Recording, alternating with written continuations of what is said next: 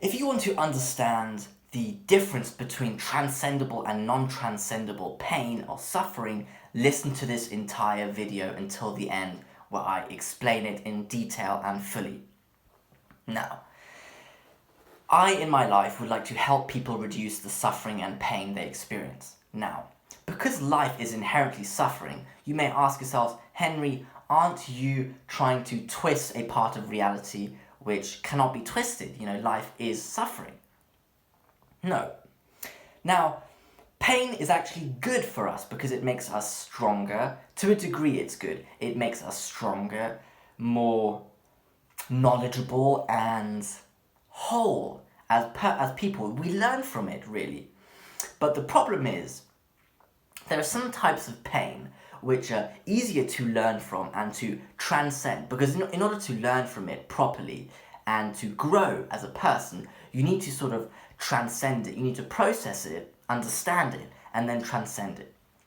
And there are transcendable pains, and there are categories of pain which I would say are a lot more difficult to transcend. Like, let's say transcendable pain is something like, let's say you fail your course at university or at school. You failed a year, let's say.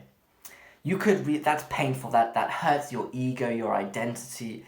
You may think you're a failure. Now, that may really hit you, but that is relatively doable to overcome. You may say, okay, I'm going to sit down now, I'm going to stop procrastinating, or I'm going to stop these destructive habits of smoking drugs or some sort of smoking weed, drinking a lot of alcohol, partying.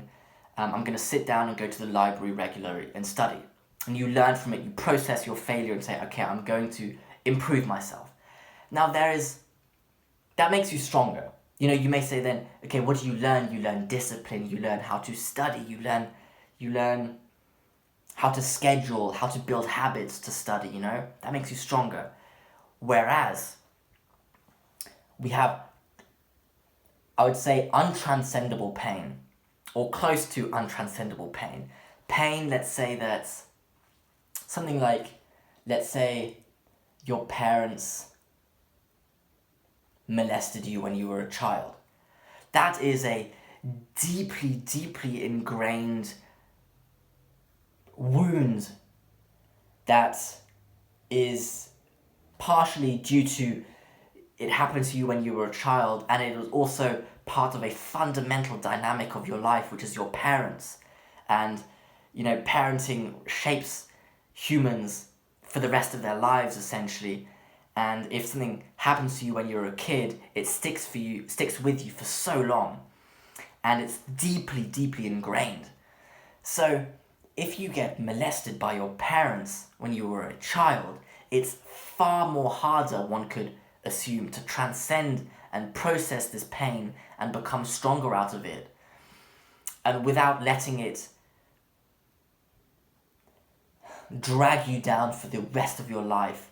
That is difficult to avoid. So I think we should avoid producing this untranscendable pain, because it sticks with people, and it also perpetuates itself. Like hurt people, and that's to be avoided. But this transcendable pain is a type of pain that is more likely to make you grow or to overcome this suffering. So it should not necessarily be encouraged, but it should be encouraged to learn how to transcend it, engage in it, and then transcend. So you prepare yourself, engage, and then transcend, because you know how to transcend it. Whereas this untranscendable pain should just be avoided altogether, because I think on average it is very troublesome and I'm not sure, but it's just an unbelievably difficult task to overcome. And it's not a zero-sum game. I think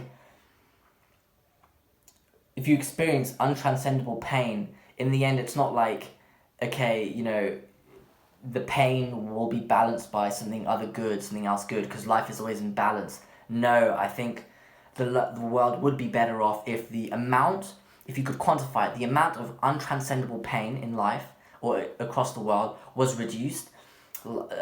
I do think it's a reasonable presumption to make that humans would be better off on average.